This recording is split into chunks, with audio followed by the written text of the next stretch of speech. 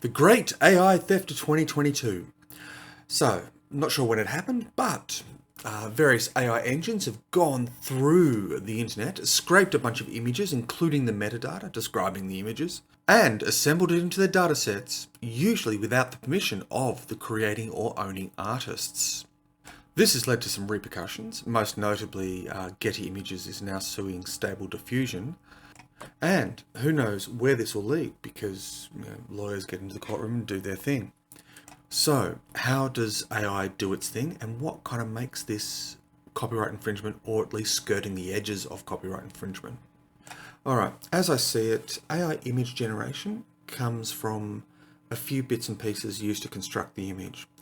The first is the massive amount of data scraped from the internet used to build the neural network. The neural network then takes as inputs people's text prompts plus a bit of random noise to mash together, and as the noise is refined or upscaled, it will use the prompt to influence how it goes.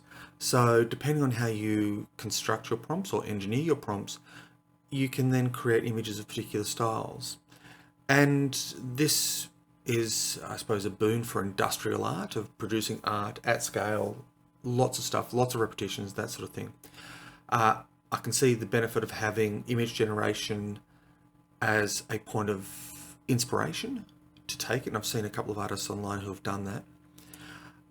But the thing is that when you take this technology and hand it over to marketing and advertising executives who are looking to produce an ad campaign as quickly and as cheaply as possible, this fills a niche, and that's where things are going to get interesting.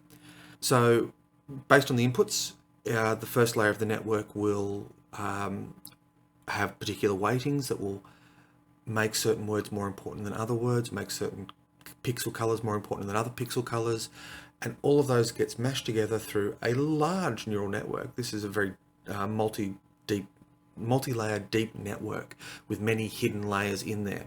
And then finally, when it hits the output layer, the final layer of the process, it will have a bunch of pixels that are thrown onto the page, and then it will cycle through this a couple of times. This is why you sort of run through multiple iterations of this.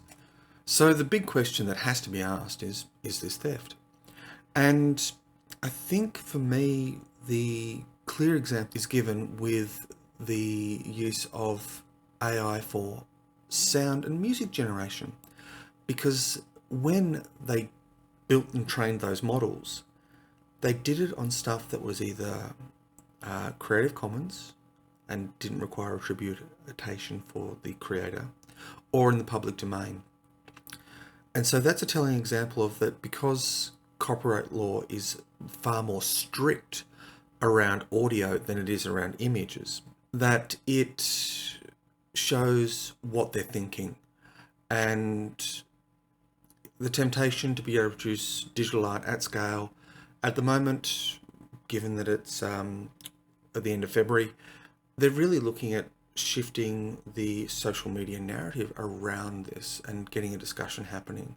Hopefully one that will fall in their favor, that it's not dangerous, it's got all these good things around it and that sort of stuff. There are some great counter arguments out there, and I'll put some links in the description. And in all, it's an emergent area, and it's a total disruption to the way things have been done to date, just as every new technology is. So it needs to be clearly examined.